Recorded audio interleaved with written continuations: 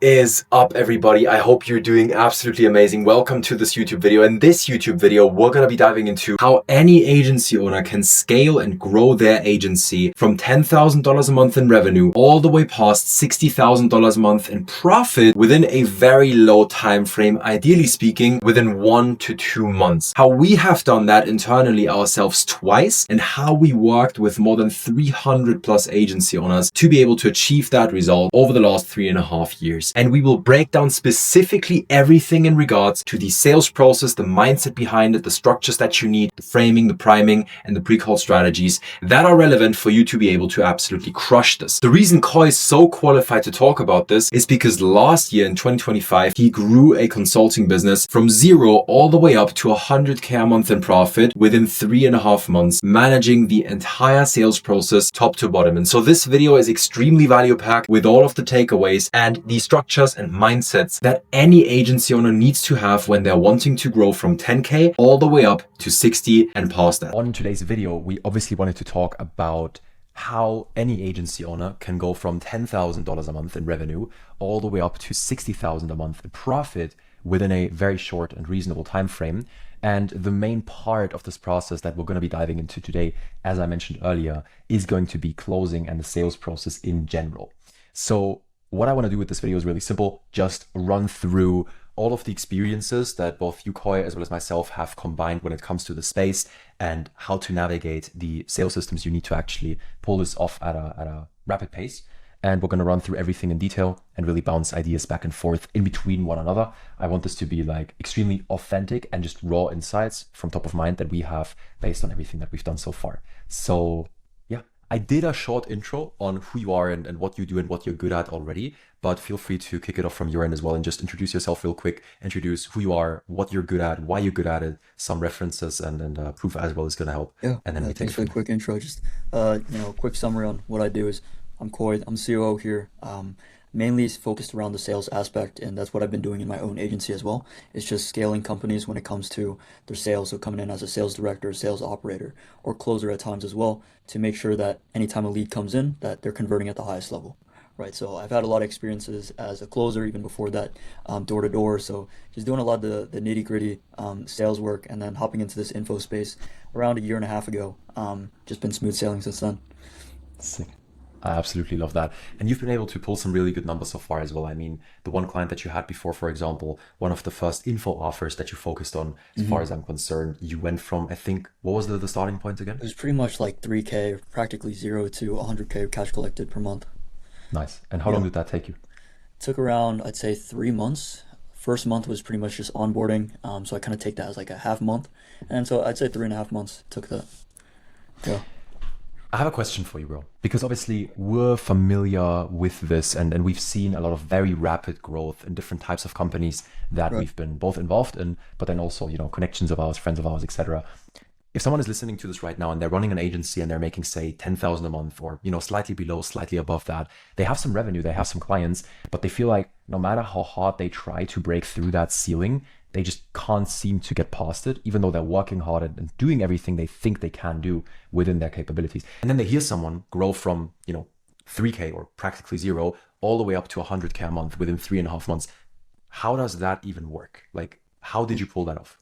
Yeah, well, a lot of times it's just focusing about the right type of inputs that you're putting in. So a lot of times these beginner, business owners, they're hearing knowledge here and there, and it's a big subgroup of people who are kind of stuck in that kind of loophole of 0 to 5K, and they're doing a lot of things like cold calling or things like that are highly inefficient, right? So if 90% of their time is focused on that, then the rest, where is it going? It's not going into the actual inputs that can drive the most revenue. So I think their focuses are just a little bit off, but that's a result of just misinformation, knowledge that they don't have, connections, and just time as well. Yeah. 100%. I mean, I definitely do see this as well, especially when it comes to everything in regards to the sales process. Actually, a big one that I think is holding a lot of people back when they're at that 5K a month to 10K a month mark is that they have completely false expectations when it comes to the amount of quality and the amount of volume that's needed to Exactly. actually get to where they want to be. And the Yeah. thing is, like, everyone has heard about it, right? Everyone has heard Hormozy say it's just volume and you're going to do the reps. But at the end of the day, we always heavily underestimate how much effort is required to actually achieve the result we want to achieve. And that's not only in the quantity, that's also in the quality of what we do. And the only reason most people who are listening to this aren't, past that 10K a month mark yet and actually breaking 60K months and maybe 100K months plus is just purely because they don't understand that what they're currently doing in their operation resembles the quality standard of an operation at that revenue level.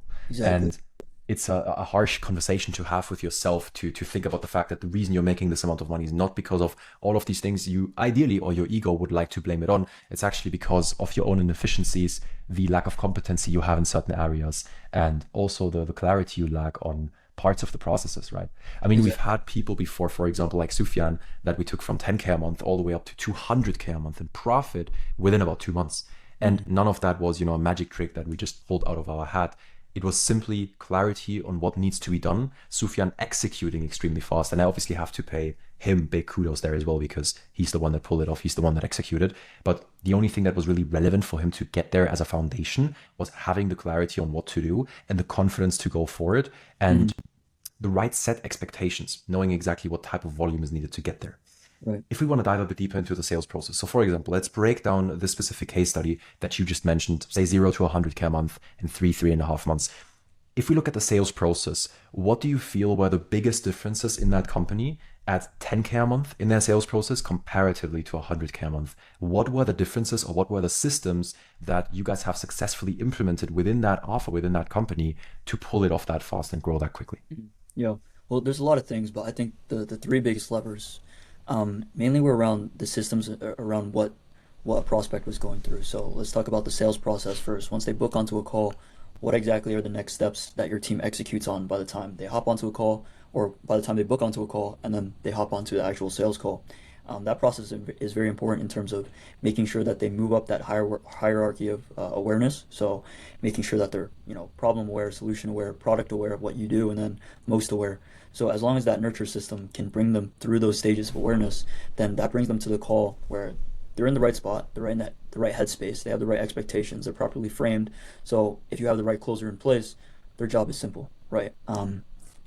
Now, show rate, close rate, all of that stuff, in terms of improving that, the sales process helps, but making sure that the sales rep is trained properly is also very big as well. So on a sales call, the second biggest lever is just making sure that the rep knows the specific person that they're talking to. So nailing down on the ICP, because each business has a different ICP. Each person is different, each demographic. They have different pains, they have different motivations, and in order to know that really well, that's how you get to closing at 50% and above, right? So when I first joined in on that offer we just spoke about, when they're at 0K per month, their owner was closing on that. He was trying to do a ton of different things. His close rate was below 20%. Once we implemented that sales process and making sure that he was trained the right way and onboarding, the right closer, he was able to finally get to like the 100K per month, closing at above 40% typically. So that's kind of what it goes down to. And then the third thing I say overall is just making sure that all the whole workflow of the whole team is efficient.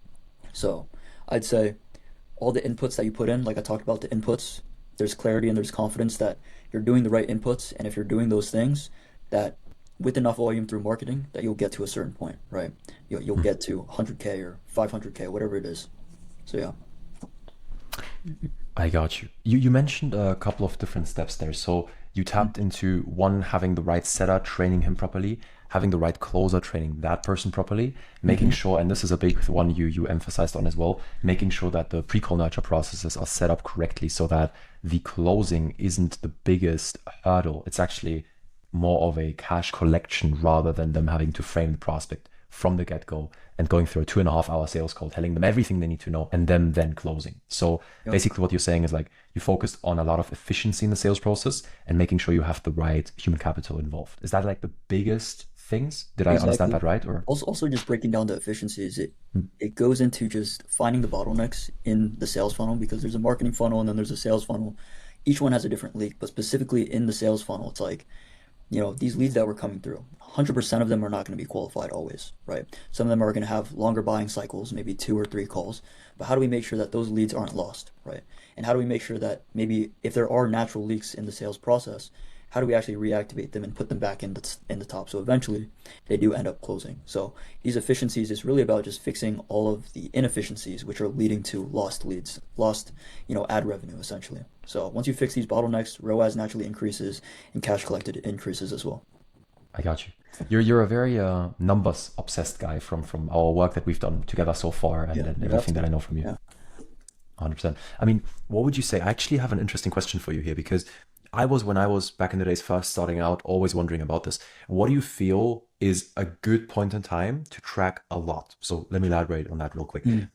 At the start, based on my perception, based on the way that I grew every agency that I had from the ground up, whether it was a marketing agency, consulting agency, whatever that was, with all of these agencies and also a lot of the clients and partners I've worked with, it's always been at the start when you're basically at ground zero, sub 10K a month in revenue. Maybe you're dabbling around a couple thousand, have some clients, but you're not really there yet. You haven't really broken past that consistently. When you're at that stage, in my opinion, no matter what type of sales funnel you're running, the most important data to track is, for example, let's take cold calls as a reference. How many dials do you make? How many pick up? How many people resonate with your pitch? How many bookings do you have?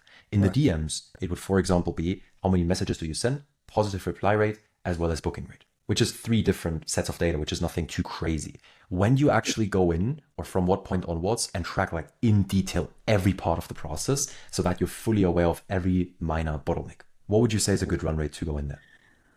I'd say even around 5K, when people are starting to make that's when you're having consistently booked calls on your calendar, or maybe a few weeks, maybe you're getting 5 to 10 leads booked onto your calendar. That's when you really need to start tracking the nitty gritty, because that's, only through numbers can you identify where you're losing the most, right? From so many of the companies I've worked with in the past, I've always requested their data right away, because it's made my job so much more effective just by pinpointing, okay, these numbers are not exactly what it needs to look like in order for you to hit, let's say 250K this month. I believe also that if you're a starting agency owner, of course your time's going, so many different areas. Data tracking is one of the things that you might think that is, a nice to have, but even tracking the simple numbers, of course, too, is extremely important. Like you mentioned, you got to track the pickup rates of your outbounds, the conversations had past 30 seconds long, how many are interested, book call rate, show rate, close rate. All of these things are very important, because you don't know if you should be focusing more on your sales process, or you don't know if you need to increase your volume here or there. You don't know if the current method that you're focusing on at the moment is worth continuing for another 6 months or a year, or if you might want to switch strategies, right? So numbers is really only the way to do it, unless you want to base everything off of feeling. And when you base off everything on feeling, a lot of agency owners get that wrong, and we've seen that over and over again. 100%. It's super interesting, man, because for the first 10 months roundabout of me running my agency, I wasn't tracking shit. Like I was just sat at my desk every day, sending my 50 to 70 messages roundabout every day, 6 days a week, having conversations back and forth, getting on some calls, having no clue how to close people, taking 5 separate meetings to close my first client. And I was just kind of dabbling around and trying in that way. And even when I had my first agency grow from 0 to 60K a month within 7 weeks roundabout, that's profit and cash collected, by the way. Even then, didn't really track much besides these basic numbers. But you know what the thing is? No business that I ever had or clients ever had that had these types of numbers, sustained them and grew past them without that data. And that's the interesting thing. The data isn't only there for you to know the leaks and the bottlenecks, for you to be able to fix them and make more money. It's also there to prevent you from fucking up your entire business, because you're making decisions based on emotion and based on what you feel has to be solved rather than what's actually an issue, right? Yeah. Another big topic that I think is really relevant for agency owners at that stage, based on my perception and everything that I know about it, is I think there's no perfect time to hire a closer, honestly speaking. I think a setter you can always hire, because you can hire one when you're starting out and just give them, a big revenue share and say, hey, build it with me. But with a closer, I don't think there's like a perfect time to hire them, because it's always case by case dependent on your situation, the ticket price you charge, the types of people that you work with, how fast you want to grow, and the amount of risk you're willing to take as well. Right. What's your take on that? Because I know that we talked about this before. Below 10K a month, I don't think it makes any sense, but above 10K a month, I think everybody should start looking at hiring a closer, because from a founder Yeah. perspective, it's like you as the founder are there to not only steer the ship, but focus on what you're best at. And with most founders, right, at least in my case, and most of the founders that I've worked with, which was more than 300 in the last 3.5 years, with most founders, it's usually the case that they're really good on the back end, like in the fulfillment, and they usually perform pretty well in the marketing. The sales is always like an okay level, but nothing too crazy. You know what I mean? Right, exactly. So I tell a lot of people the same thing. It's very dependent on how you're perceived for your leads when they first see you in the first place, right? So how heavy is your marketing on your face itself? So are you building a presence around your brand, or is it around your face, or is it around the solution specific, method that you have? And depending on that might dictate when you actually hire the closer. And especially when you hire that closer, you have to make sure they're the right representation of your service and who you are, right? Skills is one thing, of course. You want to make sure a closer has skill, because that can be the difference between you making, 50K or, making, another 5K that month. So it's really dependent on kind of obviously what ICP you have, what marketing you have, as well as who you hire. But I've also worked with business owners in the past where they were very back end heavy. They weren't good at sales. But them learning how to do sales, right, was one thing. Like they might have been at, I worked with one who was at around 5K per month, right? And he was not good at sales. He said he was just, more back end, very heavy. And I told him, putting your time and effort into sales right now is a little bit more efficient, because you are the face. You're pretty much a one-man band right now. You're below 5K, so lead flow isn't the highest. You don't need to outsource it immediately, but keep going until you reach 10, 15K consistently. Then take a look at hiring a closer, because only then will a closer stay on your team if you have the right systems, if you have consistent revenue coming in, you have proof of concept. It's about retaining the closer as well. That's also important. Not everybody can retain a closer, especially if they're in the starting points. Yeah. 100%. What do you feel are important parts of retaining a closer then? Like if you had to give someone like a checklist, like make sure you do step 1, 2, 3, 4, 5. What would you say those 5 points are? Yeah, I've posted about this a lot on Facebook, and I've had a lot of closers reach out to me where they've been very frustrated because, they feel like their skills are in the right place. They're continuously getting mentorship. They feel like they're capable of making, let's say, 20K, 15K a month, but they're still stuck at 2K because of the offer, right? And so they might choose to hop. The main reasons that is because the offer that they work on itself doesn't have the right system. So like I said, the pre-nurture process, how do they handle things? How are they organized? If they're not organized, and if they rely on you to do a ton of admin work where it takes away from your time as, on sales calls, then that's typically when, closers have to reconsider and kind of jump ship, right? So mainly thing is just the systems of what you're operating on. So making sure that that's in place first before you hire a high tier closer is the only way that you can retain it and make sure that they do really well, right? I actually think you can compare this pretty well to dating. So I don't know if you've heard this before, but like when you're dating, where the person that you're dating is at when you meet them doesn't matter at all. Like for example, financially, right? This is especially from a women's standpoint, at least I've been told, right? When you're dating and women are, looking for a man, it's like, it doesn't matter how financially well off the man is. It matters what their intention is, and whether they're trying to better their situation or whether they're just like a lost cause. So I feel if you're in an offer where you see the founder proactively building everything out, proactively making sure that you have everything you need, then you as a closer, I think, pretty much know or can estimate like how big you see this going and whether you're really aligned with the vision of the company. But I feel like most founders can't do that. Most founders are really bad at creating a vision that's pursuable and interesting enough to everybody involved to stick with it. And I don't want to like highlight my expertise too much, but I feel like I'm really good at that. And I thought a lot about the vision for the company and why I want to take it in the next couple of years. And for me personally, I currently, obviously, the company is a marketing / consultancy agency. And I know that the biggest money is always going to be in equity. So whether you call that a VC, a family office, or private equity, it's all the same stuff. And we spoke about this before multiple times as well. And so the long-term vision over the coming years for the company is to transition from being just a marketing / consulting agency to becoming a private equity firm that goes into projects, assesses 100 different founders, 100 different businesses, looks obviously at the people behind the company and checks out who it makes the most amount of sense to invest into, give them money, get a stake in the company, and then also proactively go in with both the human capital that we have access to, as well as our expertise when it comes to the marketing and sales processes. And that's where I see the firm going, and that's where I see the big money, because that is where you can make a shit ton of money with little work once you're there. Exactly. Yeah. It's private equity makes so much money because not just because the investments that the company are getting, it's because the consultants that are coming in essentially. So you as a person, that clarity and that confidence that that business will then have, aside from the capital, they then have somebody, in their corner that shows them exactly what to do next. Their area of expertise is fulfilled and all of that. It's like, if you're a tech startup founder and you're trying to build something in Silicon Valley, what if you had Steve Jobs or, somebody like that in your corner, right? How confident would you be then? That just makes the biggest difference. So the biggest companies are willing to invest so much time and effort and money into the best consultants possible. We're essentially doing that the same way, but on a smaller scale, right? So we're on the same path, but I think no better person than you, especially with your leadership and expertise in marketing, acquisitions, and everything business, right? It really highlights like, eventually you are on that path, So, Yeah.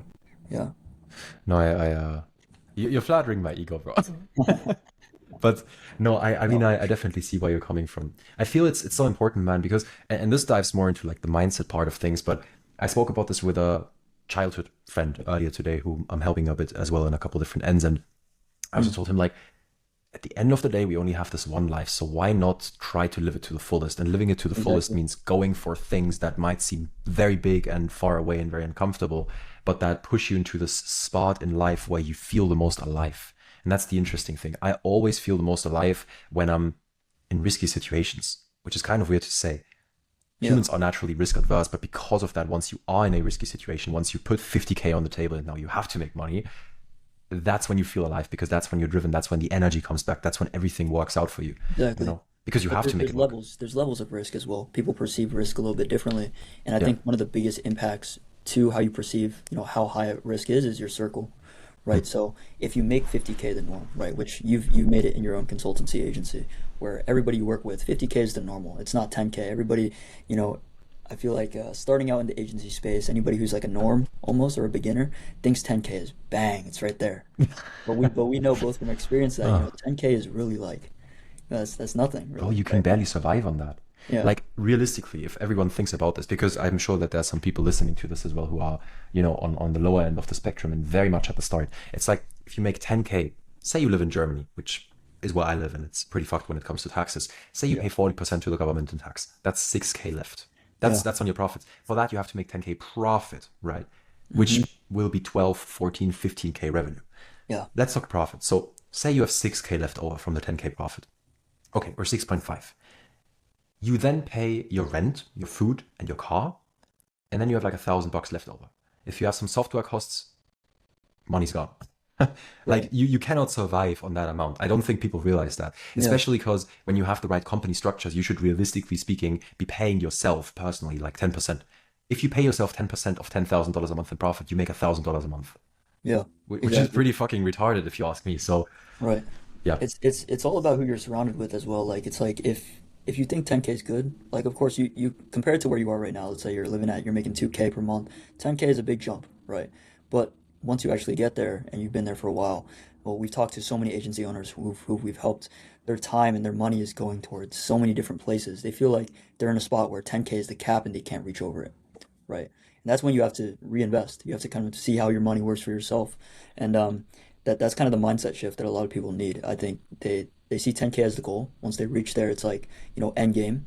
But once you are sat there for a while, you've noticed that you're pretty much living the same life that you were living before. All your time is going toward a certain, cold calling or outreach strategy.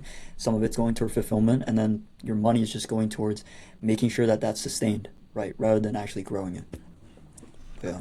100%. I completely agree. It's very interesting. I don't know. I feel like people aren't high agency, or their agency isn't high enough for them to grasp how important it is to see what you do, but then also what you're gonna do as a small thing. Like I don't see, for example, 100K a month as like a big milestone.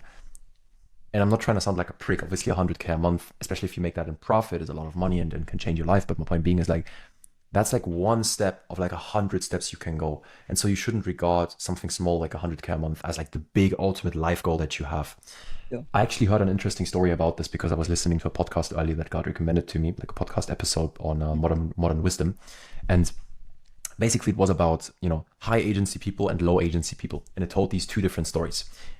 The first one was about high agency, which is about Elon Musk and how he started SpaceX. So after Elon sold PayPal for, I think, 1.5 billion roundabout, he then thought of the next venture he wanted to get into. And he was naturally really interested in, the space and space travel, basically.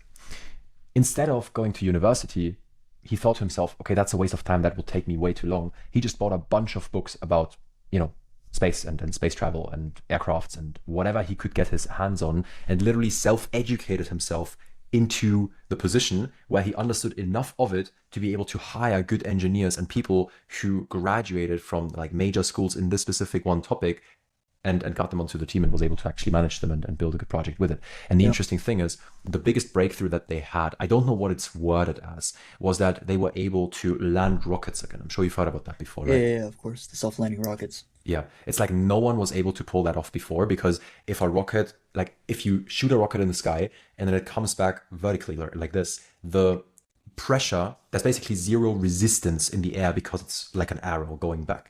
But if they land it sideways, so the rocket shoots up like this, but then when it lands, it goes like this, and then right before it lands on the ground, it switches like this through like fucking engines and shit. Crazy shit, yeah. That's how they landed. Imagine how much of a high agency person you have to be to not only figure that out, but then in the first place think that that's possible and something that you can really pull off. Yeah. Right? That's like a really good example of high agency, which basically all it stands for is life happening from you, not to you. Low agency is the opposite, which is life happening to you, not from you. It's like, I think it was about the train system in the northern part of the UK.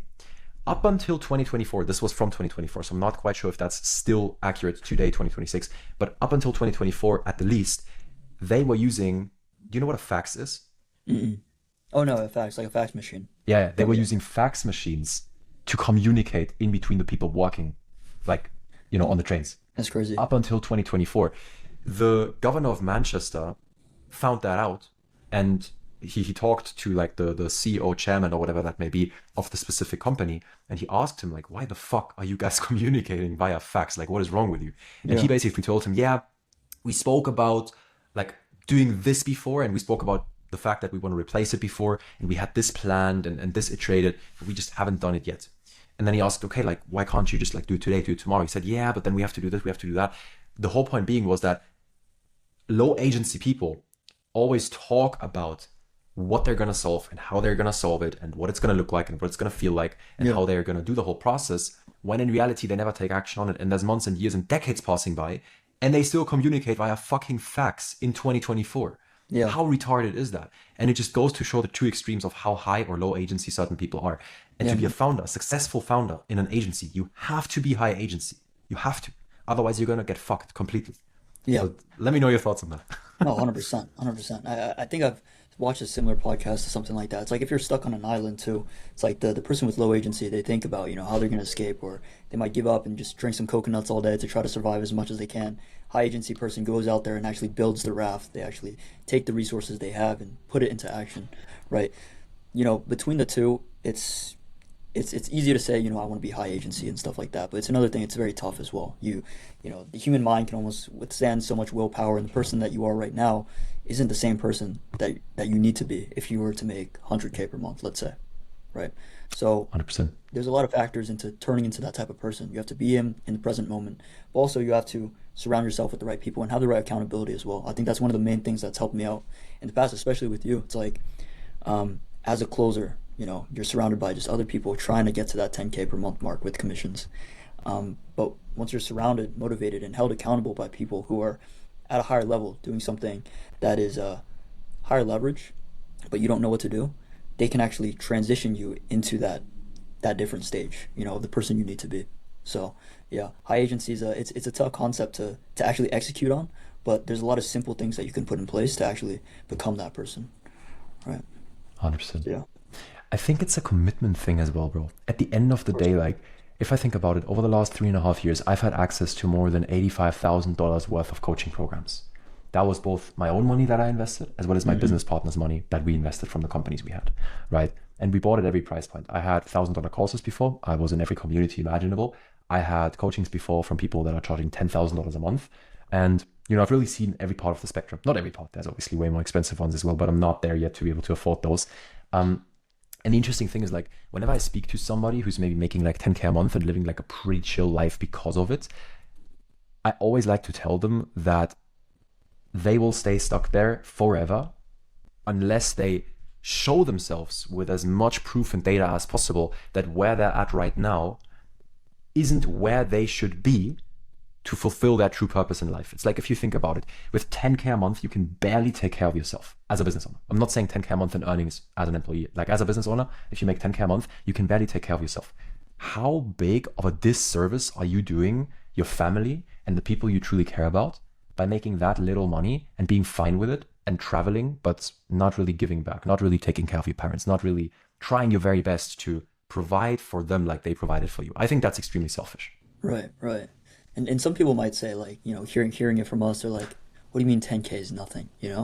Like, the current lifestyle they live, they've, a lot of students like us as well, or just young adults, they can live off only a little bit amount of money. But like we spoke about in the beginning, it's like, you only have one life. If you want to live it to the fullest, if you want to live it to the highest potential, you're going to be spending more money in your lifestyle, right?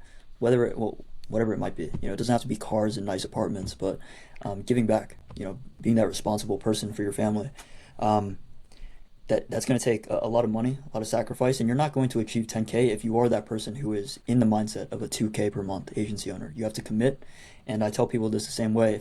If you own your own agency as well, and you're asking another business owner, a potential lead, for them to commit on your service, you can't expect them to do that if you don't commit yourself, because sales is a transfer of energy, right?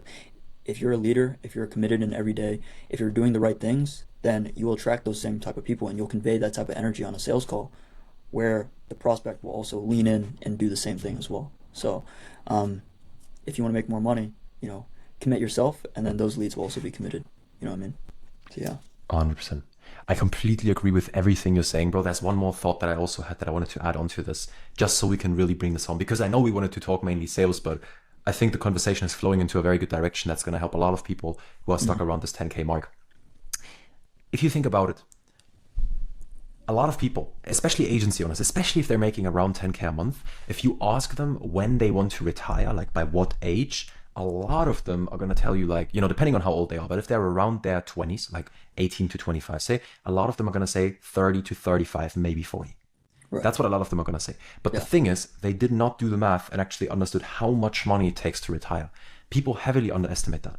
And this is the way I see it, if you want to have a good life, I personally think at this moment, with, how money is, printed currently and just the value of the dollar in general, if you want to have a good life, as in you have maybe 2 or 3 good places, you travel regularly, mostly first class, stay at 5-star hotels, you have the best food, you go to nice restaurants, you have children, I honestly think you got to spend at least 1 to 2 million a year for that lifestyle. Like, spend, right? If you think about that, the average return that you would get from ETFs, the stock market, whatever you invested into, is round about, say, 5%. If we look at 5% as a return, then you have to understand that to retire comfortably, you would have to make a minimum of $2 million a year passively based off a 5% yield. Meaning you have to have 40 million actively invested. Mm-hmm. Now, if we break that down, $40 million, if we say, okay, we have 40, we just put that actually on the calculator, just so for efficiency reasons, let's call it. If we take 40 million divided by 1.2 million, that is 33.33. You know what that means? That means, because I just divided it by 1.2 million. What is 1.22 million? It's 100K a month. If you had 100K a month, you make 1.2 million a year. If you want to have 40 million in net worth, you have to make 100K a month net profit without any expenses, without paying anything, for 34 years straight without missing a single month. And that is when you can retire on 1 to 2 million a year that you can comfortably spend on your lifestyle. Yeah. I don't think people understand the magnitude of what that means. 34 years of making 100K a month profit consistently every month without missing a single month and not spending a penny ever. Yeah. That is how much it takes to retire. And so again, and we're talking about 100K a month here. This is not 10K. This is far away from 10K. People heavily underestimate how much money it takes to live a good life. And I think that's the issue. They think doing 10K a month is a good life. It is not, because maybe you can live comfortably for yourself in the moment, but you definitely cannot take care of a family. You definitely cannot take care of, the investments so that you can retire by that age. Mhm. What's your take on that? I think that's a really interesting thought experiment. It is. It's like when you put the numbers to it, it puts it into perspective of like, holy shit, I have, this much amount of progress to go, and it makes you reflect on where you are right now as well. So, and I mean, anybody who's watching this, it's you highly underestimate the kind of actions that you have to put in the present moment in order to reach there. Because I think a lot of people have an idealistic, a lot of us, if we're agency owners, if we aspire to be high level entrepreneurs, we're delusional in an aspect, in a way, right? So we think, a year down the line, something, we're going to land on this crazy business model, or we're going to find this amazing client that's going to make us 200K per month. Like, Sufyan, I just saw Sufyan's case study, he did it. So it's probably going to happen to me as well. But you can't do what he did if you don't have that high agency, if you don't have that commitment, and if you're not putting in those actions and having the right people in your corner. Like, there's many things that you have to execute on now, and you can't keep procrastinating it, because the ideal future is it's not going to happen most cases. Unfortunately to say, you're not going to find that high agency, high level client, or make that much money if you're continuing to do the actions that you're doing at the moment, right? So, yeah. 100%. It's an interesting thing to talk about, man. But this is also why, we spoke about private equity earlier. Like, obviously now we're talking pure cash flow. We're not talking the returns that you get whilst you invest. And we're also not talking, you selling the business. But this is why moving into private equity over time is going to be the play for us, because that's where the big money is. And once you can exit companies, that's where you make this amount of money. But I'm going off on a tangent. I agree with everything you're saying. And honestly speaking, although we dove into it in the beginning with a sales conversation, it kind of turned into a talk about the mindset you gotta have to actually scale from 10K past 60K, and a lot of topics in affiliation with it. But yeah, I honestly think that's the most valuable thing that we could have spoken about here. It is, because the only reason we landed in the positions we are at the moment, even though it's nothing crazy, but compared to other people who are starting out, mindset is probably one of the biggest levers that have brought us here, if not the single most important thing, right? So if you want to be good at sales, if you want to, be able to develop a system of converting leads at the highest level as well, if you're having a ton of book calls on your calendar and you want to make the most money from that, you need to learn the mindset of who you are first, and then from there you're able to find the mindset of your ICP. And from there, you can develop a really effective sales system. You can create an effective sales process, and you can delegate to the right people, and attract the right closers as well. Build the right team, and build the actual business that can, generate you, let's say that 1.2 passively each year. So that's the goal here. That's kind of what the whole conversation has been about. Mindset, as well as the actions and the person you need to be right now.